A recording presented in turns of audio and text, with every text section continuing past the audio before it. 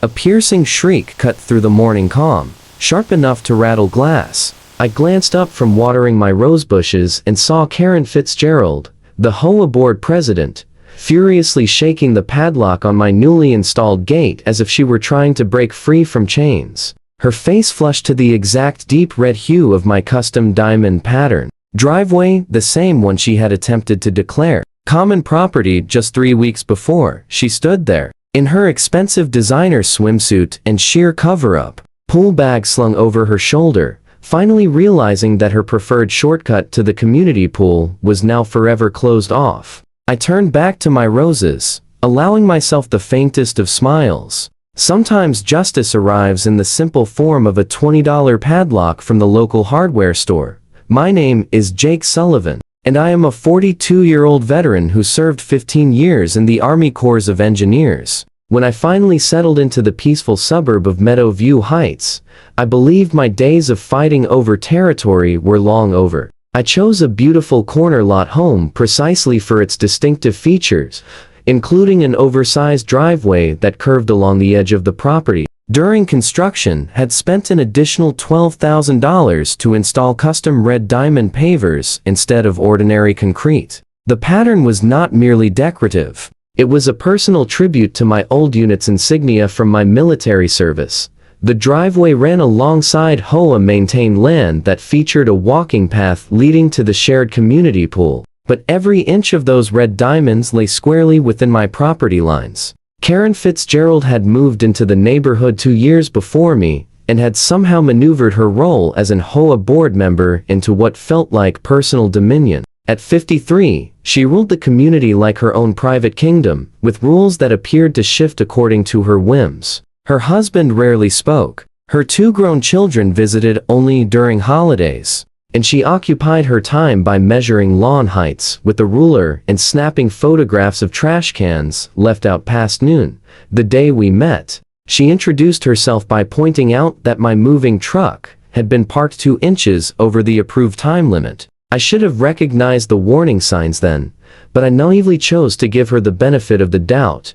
Trouble began 6 months after I moved in. I was working from home when I heard the sharp click-clack of heels on my driveway. Karen stood there with a clipboard, photographing my pavers from every angle. When I stepped outside to ask what she was doing, she explained in an overly sweet voice that my driveway was under review for multiple violations. According to her, the red diamond pattern breached the neighborhood's uniformity standards. Even worse, she insisted that the driveway encroached on HOA common land. She argued that the distinctive design might confuse delivery drivers or emergency services. Though she could never clarify how red diamonds were more bewildering than plain gray concrete, I responded politely, but firmly that the driveway had been approved by the developer before construction, and that I possessed all required permits. She dismissed my words with a wave of her hand, stating that prior approvals could be revoked if the board found them problematic. When I refused to even entertain the idea of replacing my $12,000 custom driveway with standard concrete, her false smile disappeared. She warned me that the HOA had methods for handling non-compliant homeowners and strutted back down my driveway, deliberately stepping on each paver with her designer heels. The next morning, I discovered a bright orange violation notice taped to my front door. The fine was $200 for unapproved modifications visible from the street. When I peeled it off, another one underneath demanded another $200, this time for creating a potential safety hazard. By the end of the week, I had racked up $1,000 in fines for a driveway that had existed before I even purchased the house, but the fines were only the start of Karen's campaign. She began treating my driveway as her personal shortcut to the community pool, asserting that since it was under dispute, she had every right to inspect it regularly. Every morning at precisely 9:30, she would march across my red diamonds in her swimsuit and sarong, occasionally dragging the wheels of her pool chair over the pavers. When I installed a small "No Trespassing" sign, she had it removed within hours, claiming it violated HOA signage regulations. When I confronted her about trespassing on my driveway, she smiled and insisted she was performing official HOA duties by examining the alleged encroachment. She even began bringing other board members along on her daily inspections, turning my driveway into a neighborhood spectacle. One morning, I caught her directing a landscaping truck to park on my pavers while the crew worked on the adjacent common area. When I objected, she replied that the driveway would soon become HOA property anyway, so I might as well get accustomed to it. The conflict escalated when Karen submitted a formal motion to the HOA board to seize a section of my property as an easement. She argued that the community required assured access to the pool path, and that my driveway's position made it the obvious solution. The proposal included removing the red diamond pavers and replacing them with standard HOA-approved concrete at my expense. She even had the nerve to suggest that I should feel grateful for the enhancement to my property value. A special board meeting to vote on the motion was set for the following month, giving me exactly 30 days to mount my defense. I knew I needed expert assistance, so I retained Patricia Lawson, a property attorney who specialized in HOA disputes. Her first step was to obtain all relevant county records concerning my property lines and the original subdivision plans. What we uncovered was more promising than I could have imagined. Not only was every inch of my red diamond driveway clearly within my boundaries, but the developer's original blueprints revealed that they had deliberately designed the lot with extra space specifically for an enlarged driveway. The official county surveyor's records confirmed that the HOA's common land stopped a full 3 feet before my pavers started. Patricia also found something revealing in the HOA's own bylaws. Under Section 12.4, any board member who knowingly submits false claims regarding property boundaries or pursues baseless legal action against homeowners could face removal from the board and personal liability for associated legal fees. Armed with this information, we hired a licensed surveyor to produce an updated property map, complete with precise markers. The surveyor placed bright orange stakes along the exact boundary line, making it impossible for anyone to feign confusion about where my land ended and HOA property began. While awaiting the surveyor's official report, I meticulously documented every instance of Karen's trespassing using my security cameras. The footage revealed her crossing my driveway at least twice a day, often pausing to take phone calls or converse with neighbors while standing squarely on my red diamonds. One particularly damning clip captured her telling another resident that, once the board approved the easement, she intended to have a bench placed on what was currently my property. The sheer audacity was astonishing, but it would prove to be her undoing. With the surveyor's report in hand, and under my attorney's guidance, I made my next strategic move. Over a weekend when Karen was out of state visiting her sister,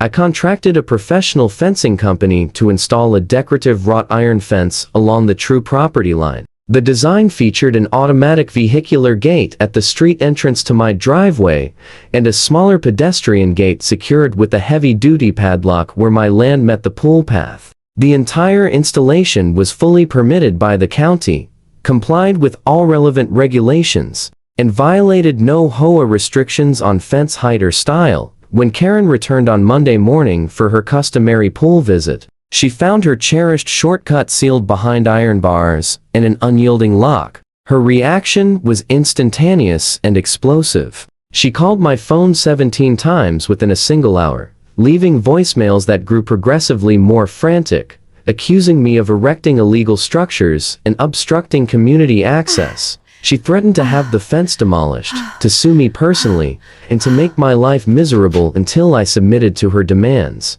I preserved every message and forwarded them all to Patricia, who was assembling an impressive dossier on Karen's conduct. By midday, Karen had convened an emergency HOA board meeting for that evening, fully expecting her colleagues to rally behind her campaign against my fence. The gathering took place in the community center, and the room was filled to capacity. News of the dispute had spread rapidly, drawing many residents eager to witness the unfolding drama. Karen took the podium, her face flushed with fury as she railed against my alleged deliberate blockage of community property and my antisocial actions. She insisted that I had built the fence purely out of malice, and that it barred residents from reaching their own amenities. When my turn came, I presented the surveyor's report, the county records, and the developer's original plans with calm precision. I explained that I possessed every legal right to enclose my property, and that the HOA had never held any legitimate claim to my driveway. Then Patricia took the floor and delivered the decisive strike. She laid Karen's motion to seize my land side by side with irrefutable proof that Karen had long been aware of the accurate boundaries. She produced emails from 2 years earlier in which Karen herself had acknowledged the correct property lines during a separate dispute with another homeowner. Patricia outlined how Karen's actions amounted to harassment, repeated trespassing, and possible fraud. She further reminded the board of Section 12.4 in their own bylaws, emphasizing the personal liability they risked by endorsing Karen's unfounded assertions. The board members grew visibly uneasy as Patricia methodically presented the evidence. Upon her conclusion, the board president, a mild-mannered retiree named Robert Garrison, called for a short recess. During the break, I observed the other board members clustering together, casting occasional glances toward Karen, who stood isolated by the podium, with her arms folded and her foot tapping in irritation. When the meeting resumed, Robert cleared his throat and declared the board's decision. They were voiding all fines levied against me, rejecting the proposed easement outright, and issuing a formal apology for the harassment I had suffered. But the residents were not finished. A woman named Sandra Chen rose and moved for a vote of no confidence in Karen Fitzgerald's leadership. She detailed the abuse of authority, the fabricated claims, and the legal exposure Karen had inflicted on the HOA. The motion was seconded without delay, and despite Karen's indignant objections regarding procedure and required notice, Robert permitted the vote to go forward. When the ballots were tallied, the result was 87-12 in favor of removing Karen from the board. I watched the blood drain from her face, her mouth opening and closing soundlessly as the implications settled over her. The consequences followed swiftly and gratifyingly. Karen was stripped of her board position and received a formal cease and desist letter from the HOA's attorney, warning her against any further harassment of residents. She now had to detour an extra 3 blocks to reach the community pool, passing directly by my red diamond driveway each time. The constant reminder of her defeat must have been intolerable, because she shifted her morning swims to 5:30 a.m. instead of 9:30. Presumably to avoid encountering me, I adjusted my gardening schedule accordingly, ensuring I was out watering my roses whenever she hurried past, always offering a friendly wave.